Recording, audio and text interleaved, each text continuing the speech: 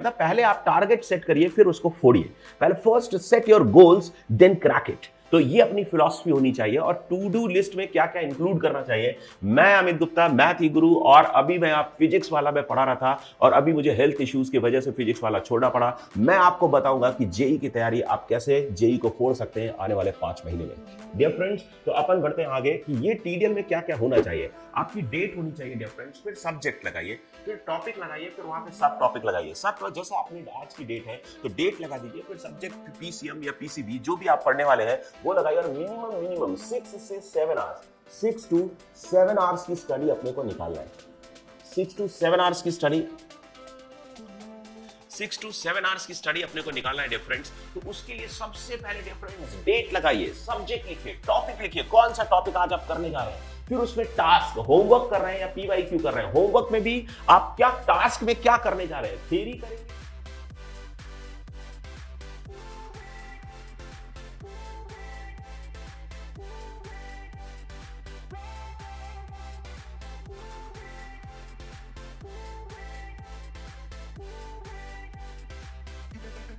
करेंगे या क्वेश्चंस करेंगे। और थ्योरी करेंगे तो किस सोर्स से करेंगे, क्वेश्चंस करेंगे तो किस सोर्स से करेंगे, फिर सोर्स में कितने नंबर ऑफ पेजेस। जैसे आपको मान लीजिए थ्योरी पढ़नी है तो क्लास नोट्स से पढ़ रहे हैं या किसी पीडीएफ से पढ़ रहे हैं, अपने कोचिंग का जो भी आपके ऐप में पीडीएफ अपलोडेड होते हैं वहां से थ्योरी पढ़ने वाले हैं, या किसी बुक एचसी वर्मा वगैरह बुक से थ्योरी पढ़ने वाले हैं। कहां से थ्योरी पढ़ रहे हैं उसका सोर्स लगाइए और उस पर ये चेक करिए डियर फ्रेंड्स कि कितने नंबर ऑफ पेजेस आप कितने टाइम में रीड करते हैं, क्योंकि सारी की सारी प्रैक्टिस आपको टाइम बाउंड चाहिए। टाइम का बेहद ख्याल करिए। और मैं आपको बता रहा हूं 2+4 की थ्योरी पे जाइए।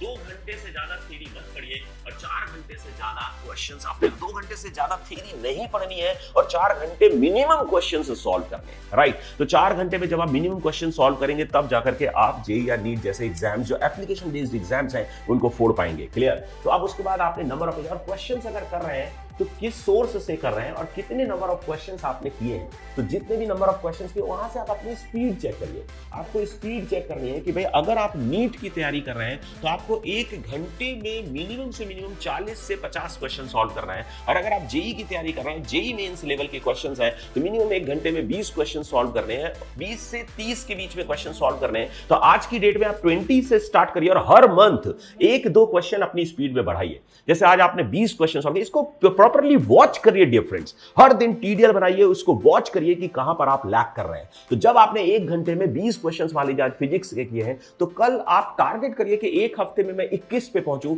और 1 महीने में मैं 22-23 पे पहुंचूं। और ऐसे करके आने वाले 4-5 महीने में आपको 30 क्वेश्चंस पढ़ने, समझने और उन पे रिस्पॉन्स करने, सॉल्व करने, सिलेक्ट या रिजेक्ट करने की रिस्पॉन्सिबिलिटी आपके ऊपर है और आपको वो करना आना चाहिए, राइट। और नीट वाले बच्चों के लिए बोलूंगा कि 1 घंटे में 60 क्वेश्चंस का टारगेट होता है। तो मिनिमम जैसे फिजिक्स है तो फिजिक्स में 1 घंटे में 45 क्वेश्चन सॉल्व होने चाहिए। केमिस्ट्री में 1 घंटे में 45 क्वेश्चन पढ़ना, सॉल्व होने का मतलब पढ़ना, क्विक रीडिंग होनी चाहिए, क्विक अंडरस्टैंडिंग होनी चाहिए, क्विक रिस्पॉन्स आना चाहिए कि मैं कर पाऊंगा कि नहीं कर पाऊंगा। अगर कर पाऊंगा या कर पाऊंगी तो फिर जल्दी से उसको कर लेना चाहिए। तो उसका टाइम बाउंड प्रैक्टिस आज से करेंगे डियर फ्रेंड्स, 4-5 महीने तो आपकी बॉडी, आपका दिमाग सब कुछ सेट हो जाएगा उस एग्जाम में बेस्ट परफॉर्मेंस देने के लिए, राइट। तो इन सब चीजों का ध्यान रखें दोस्तों, क्योंकि बस लास्ट 5 महीने 4 महीने बचे हुए हैं, 6 महीने बचे हुए हैं मैक्सिमम नीट वालों के लिए। और इसको ध्यान में रखते हुए जितने बढ़िया से बढ़िया तरीके से आप डेली प्रैक्टिस करेंगे टीडीएल बना करके, उतना ही जबरदस्त आपका रिजल्ट होगा, बिलीव मी। क्योंकि आपने सुना होगा मंजिल तो मिलेगी जरूर, मंजिल तो मिलेगी जरूर, अटक कर ही सही। मंजिल तो मिलेगी जरूर, अटक कर ही सही। गुमराह तो वो है दोस्तों जो घर से निकला ही नहीं, तो जो ट्राई नहीं करेगा वो नहीं पा पाएगा। तो इसलिए गुमराह तो वो है जो घर से निकला ही नहीं, जिसने ट्राई किया ही नहीं, जिसने टीडीएल अभी तक बनाना इस वीडियो को देखने के बाद शुरू किया ही नहीं, वो गुमराह है, वो मंजिल तक नहीं पहुंच पाएगा, राइट। तो ये नंबर ऑफ पेज बिल्कुल क्लियरली रखिए। आप यहाँ पे थ्योरी जो पढ़ रहे हैं वो करंट टॉपिक से है या आपके रिवीजन का पार्ट है। फिर उसके बाद आप यहाँ पे ये सब चीजें टीडीएल में मेंशन करिए, कितने नंबर ऑफ क्वेश्चंस। उसके बाद डियर फ्रेंड्स ये 4 चीजें जरूर ध्यान में रखिए कि नंबर 1 आपका बैकलॉग क्या है। ये दोस्तों ये आपकी सक्सेस के लिए मेन 4 हर्डल्स है।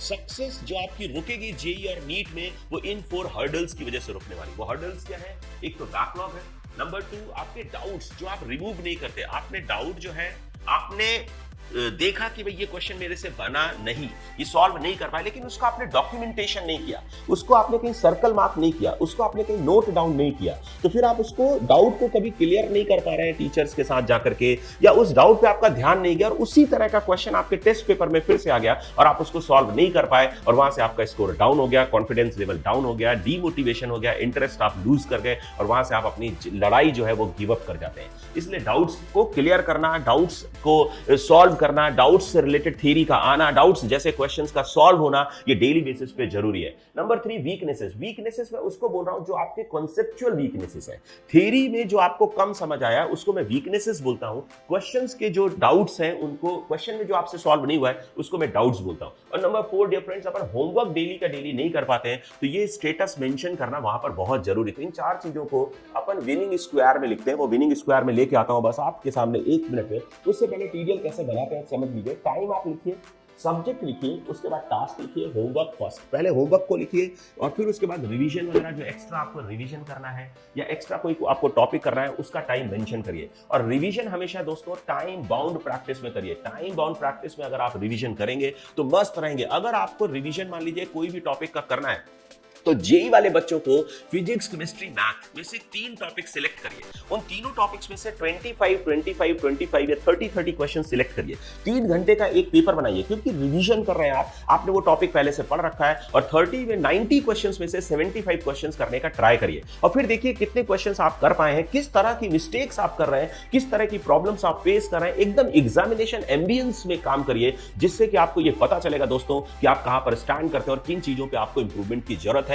फिर वो मैंने एक वीडियो बनाया था जिसमें मैंने बताया था कि 21 डेज इंप्रूवमेंट थ्योरी, उसको देखिए और 21 डेज इंप्रूवमेंट थ्योरी में लग जाइए। राइट, अब उसके बाद देखिए अपन कैसे, यहाँ पे पीसीबी सब्जेक्ट लिखा हुआ है। सब्जेक्ट में मैं आपको बोल रहा हूँ क्लास नोट्स में 30 मिनट से ज्यादा मत दीजिए। इसमें क्लास नोट्स को आप अपने पीडीएफ से कंप्लीट करिए। अगर कुछ भी छूट गया है आपका, क्लास में आप नोट नहीं कर पाए, उसको कंप्लीट करिए या क्लास नोट्स को रिवाइज करिए या क्लास नोट्स पे बेस्ड जो इलस्ट्रेशंस आपके टीचर ने कराए उसको रिवाइज करिए। वो सब 30 मिनट्स ईच सब्जेक्ट, तो 1.5 से 2 घंटे में मैक्सिमम क्लास नोट्स रिवाइज करिए। फिर उसके बाद लग जाइए फिजिक्स का क्वेश्चंस, है ना, ये फिर से केमिस्ट्री के क्लास नोट्स के लिए 30 मिनट्स, फिर ये केमिस्ट्री के क्वेश्चंस, फिर मैथ्स और बायोलॉजी के क्लास नोट्स के लिए 30 मिनट्स, फिर ये उसका होमवर्क। इस तरह से काम आपको करना चाहिए डियर फ्रेंड।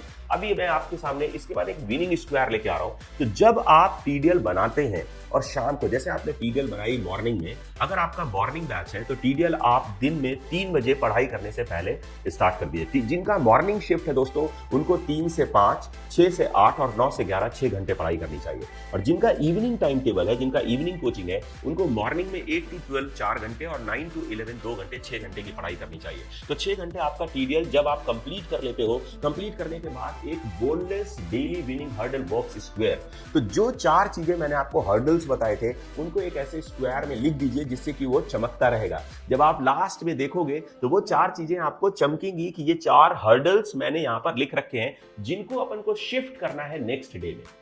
तो ये जो विनिंग, एक्चुअली ये हर्डल स्क्वायर है, ये विन करना है, इसलिए मैं इसको विनिंग स्क्वायर बोल रहा हूं। And it should be scheduled for next day. मेरी बात समझिएगा, ये हर्डल है, आज की हर्डल्स है 4 जिनको अपने को नेक्स्ट डे के लिए शिफ्ट करना है। तो जो 6 आवर्स स्टडी का जो शेड्यूल है दोस्तों, उसको ऐसे डिवाइड कर दीजिए कि 5 आवर्स को आज का काम और 1 आवर दे दीजिए इस विनिंग स्क्वायर के लिए। तो विनिंग स्क्वायर को नेक्स्ट डे 1 आवर के लिए शिफ्ट कर दीजिए। तो फिर से बोलता हूं दोस्तों, बोनलेस, क्योंकि ये दिखता नहीं है, ये टीडीएल में दिखता नहीं है। अगर आप इसको नहीं देखते हैं, ये 4 हर्डल्स आपके रिजल्ट को खत्म कर देंगे, आपके सपने को चकनाचूर कर देंगे, आप अपने सपने तक नहीं पहुंच पाएंगे डियर फ्रेंड्स। और मैं चाहता हूं सभी जेई और नीट का सपना पूरा करें। मैं अमित गुप्ता तहे दिल से ये भगवान से प्रार्थना करता हूं कि आप सभी लोग जेई और नीट में सिलेक्ट हो और अपने एम और अपने टारगेट को अचीव कर पाए।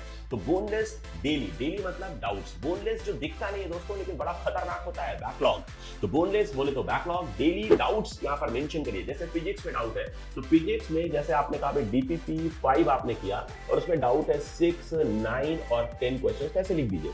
ऐसे ही केमिस्ट्री लगा दीजिए, ऐसे ही मैथ्स और बायोलॉजी लगा दीजिए। राइट, तो इसको लगा करके यहाँ पे डेली डाउट्स लिख दीजिए। फिर विनिंग वीकनेसेस, मैं वीकनेसेस किसको बोल रहा हूँ, जो थ्योरी पार्ट में आपको समझ नहीं आया है। तो winning weaknesses and hurdle works means homework. तो जो भी लेफ्ट होमवर्क है, जो भी आपका होमवर्क बचा है, इसको 4th स्क्वायर में लिखिए। और बैकलॉग का मतलब है जैसे मान लीजिए आपने कुछ रिवीजन प्लान किया था या पिछले से पिछले दिन का बैकलॉग था, या आपने कोई टॉपिक आपने कंप्लीट नहीं किया, या कोई एक्स्ट्रा बुक आपने बनाने का टीडीएल में सोचा था उसको आपने नहीं सॉल्व कर पाए, उसको बैकलॉग। तो ये जनरल बैकलॉग है। ये तो जनरल बैकलॉग है, और ये करंट होमवर्क, आज का होमवर्क जो बच गया है उसको यहाँ पर लिखिए और इसको नेक्स्ट डे के लिए शेड्यूल कर दीजिए कि अगले दिन में जैसा भी मिनिमम 1 घंटा तो देना ही है। उसके अलावा अगर आपके पास काम कम है तो ये पुराना बैकलॉग ले लीजिए, और संडे जो संडे का दिन होगा दोस्तों, उसको मैं बोलता हूँ वीकली बैकलॉग क्लियरेंस डे। तो जो भी वीक ऑफ है, जो भी छुट्टी का दिन है, उसमें कंप्लीट आप अपना बैकलॉग क्लियर करिए। और बैकलॉग अगर नहीं रहेगा दोस्तों तो सक्सेस पक्का आएगी, और आपको सक्सेसफुल होने के लिए मैं बेस्ट विशेस देता हूँ। लगे रहिए, फोड़ते रहिए, और मैं बोलूंगा लास्ट में, मचा दो दोस्तों, फोड़ दो, अपनी रैंक निकाल लो, जियो स्टार।